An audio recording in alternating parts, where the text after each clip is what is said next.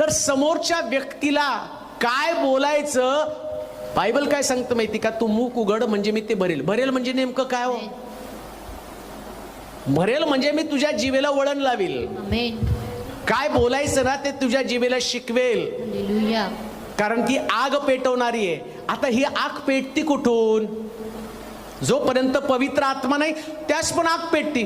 काही लोकांचं जीवन ज्यांचं तारण नाही, ज्यांचा उद्धार नाही, ज्यांच्याकडे दैहिक जीव आहे, जन्माला आलेली ज्या कुटुंबात जन्म घेतला तिथली त्याच्याकडे जीव आहे, आणि तो बोलतो त्यास भांडणं लागतात.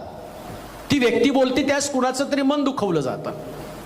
तो व्यक्ती बोलल्यानंतर माणसं तुटली जातात. पण एकदा जिभेचं कंट्रोल त्या जिभेनं केलं पवित्र आत्मा आल्यावर, आणि मग पवित्र, आता काय होतं माहिती का, ही दैहिक जीभ दबली जाती आणि आत्मिक जीभ त्याच्यावरती प्रभाव टाकते. आणि ती प्रभाव टाकल्याबरोबर आता माणसं बोलल्यावर तुटत नाही, जोडली जातात.